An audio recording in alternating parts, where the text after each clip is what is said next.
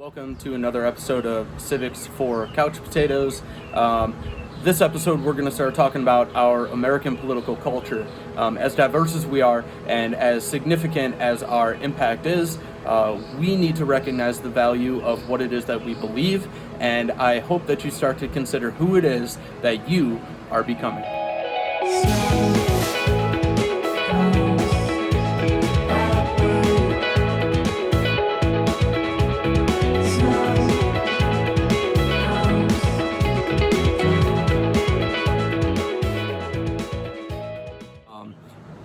It seems that this opportunity to stay home is really just a blessing for most people. I hope that it is a blessing for you, and I hope that you're starting to have some genuine conversation about what it is that you and your family believe. As you start reading some of the language that I've provided you with online, you may recognize that where you come from and how you are raised impacts your political perspective in a very profound way. And as potential young voters, I think it's most appropriate now that you have a civics class that makes you consider what it is you really believe. And as our issues start to change over time, you're going to have to make some very difficult choices, and often you're going to have to start to compromise with others based on things that you do believe, and maybe even on some of your values that you find to be secondary.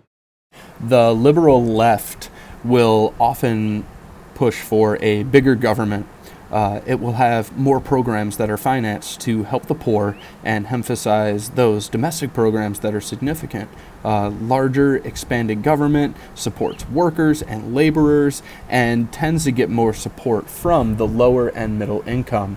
Whereas conservatives, or the political right, want a limited government. They want less government control, and they support individual initiatives for economic growth and for community help for those who are less privileged.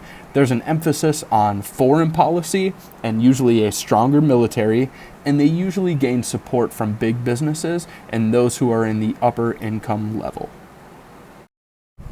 So depending on where you place yourself on this political spectrum, you're going to align yourself with representation in Congress and in the White House. Unfortunately, we've looked at this concept of gridlock, where often when the White House may be conservative, like it is now, and the Congress tends to be more liberal, very little can get done. So the task is that they must work together to compromise to give the people what it is they truly want.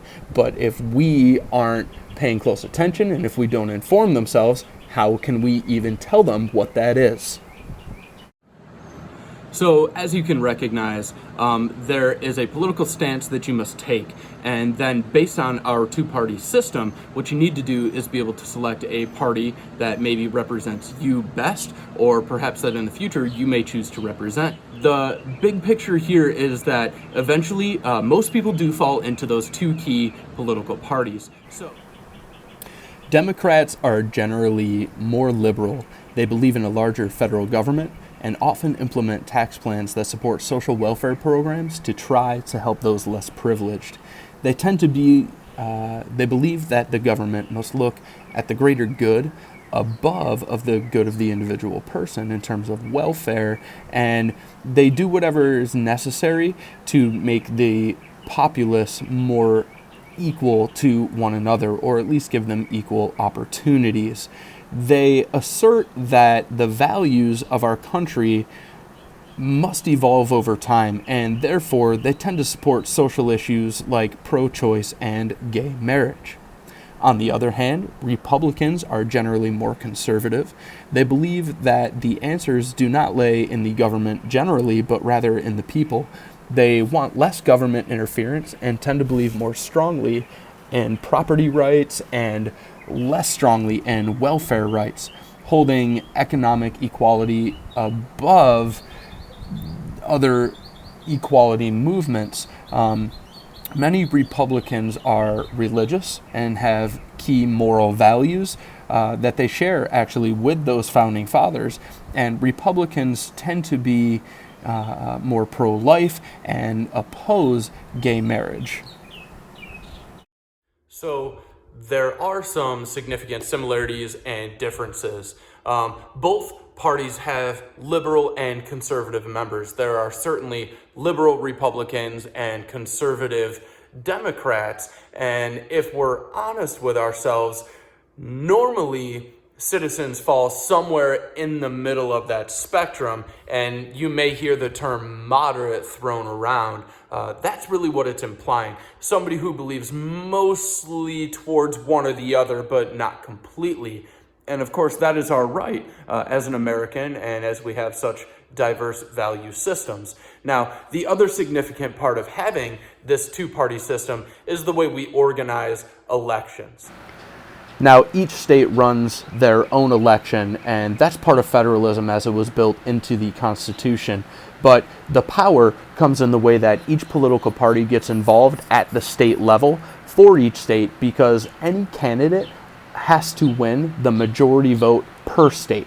So a lot of the effort goes into securing votes in some of the larger states with larger populations because they simply have more votes to give.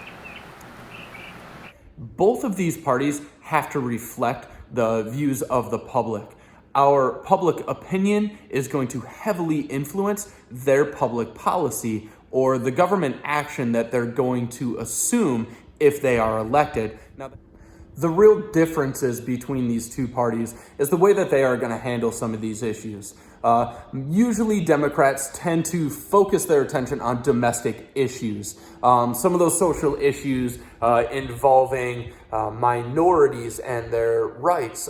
We look at, the institution of marriage and the way we've pushed recently towards legalizing same-sex marriages in states and whether that's going to be a national issue. Other hot topics like abortion and capital punishment tend to fall into this spectrum or into this realm. We also consider the fact that Republicans will take an opportunity to help those outside of our country, assuming that we've got it pretty good here in the United States. They're going to use some of our extra resources to help those around the world that can't help themselves. So, the Democrats will look domestically. Republicans will look at more foreign aid and foreign assistance, which you looked at in a previous week. Although these two parties, the Democrats and Republicans, dominate the political landscape, we have to consider third parties and their important role. Two things come to mind. First of all, they bring new ideas to those platforms. Issues like the environment and conservation always come to us from third parties. They also will affect the outcome of elections. Although they may only steal a small percentage of the election or of those electoral votes, you've got to recognize they're stealing those votes from the other two parties. And it can have a significant impact when we're looking for that majority vote. I want you to stop and consider, once an election takes place, then we rely on those newly elected officials to carry out their plans that they campaigned on. And what they will enact is what we call public policy. Public policy is government action that is going to take place really based on the way the people expect problems to be solved. Individuals can influence that, number one, by informing themselves, number two, by voting. And then we look at those other opportunities through even our First Amendment right to gather and assemble together, to petition the government and ask them for help. But then there is another means in which we, the people, influence public policy and really show our public opinion, and that is through group activities. And this is where some of those interest groups come into play. An interest group is simply a structured organization of people with shared attitudes who attempt to influence public policy.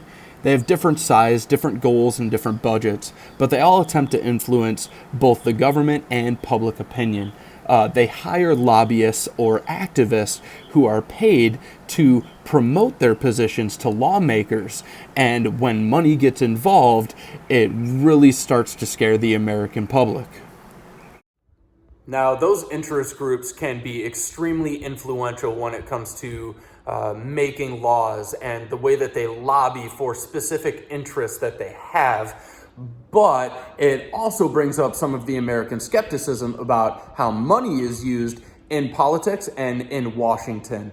Finances are significant, and because of the way our society has developed, the cost of campaigning and running an election has skyrocketed, and it's also led to political action committees who have developed from these interest groups specifically for the purpose of raising money for specific candidates that may have those interest groups in mind. These relationships are beneficial for candidates because, let's face it, running for office is expensive.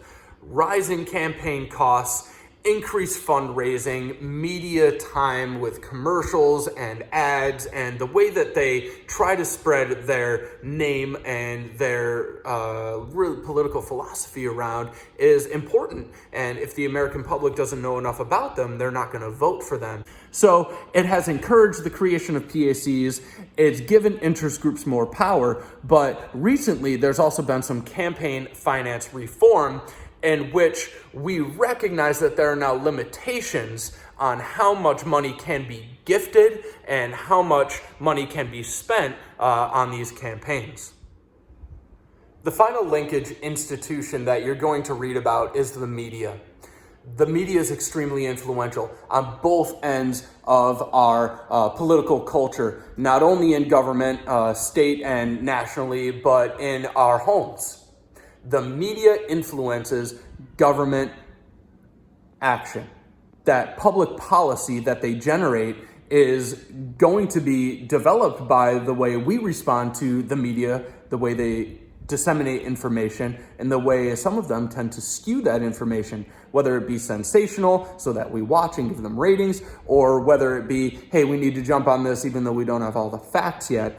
That is up for us to decipher. We've got to start to figure out ways to inform ourselves better and use the media outlets, but not completely put all of our trust or put all of our eggs in one basket. There is great diversity and we can get different points of view, but we don't have to get everything we think from someone else. I'm hiding from my kids. They won't leave me alone. It's hard to finish this video. I've been inside, I've been outside. Guys, I care very much about what it is that you think. It means a lot to me, which is why I'm continuing to have you write. I want you to share what you think. And now that we're looking at political culture, it is more important than ever for you to consider some of the major themes that help develop this country, to consider how compromise has impacted us, to consider the fact that if we are what we say we is, we have got to act to maintain our sovereignty. I hope that you take your political power under consideration and you start to think heavily on what kind of voter you're going to be, what kind of influence you can have outside of the vote. If you want to run for politics, if you want to serve on the Chamber of Commerce, if you just want to be a bureaucrat and serve your city and your community around you, there are significant ways in which you as an individual have power. And that's really the entire concept of civic efficacy that I've spoken to you about several times this year. So I just hope you start to consider how your actions will make a bigger difference to those who need it most. Please know that I'm thinking about you. Know that I'm working hard every day trying to correspond with those of you who maybe have fallen behind or need a little extra help.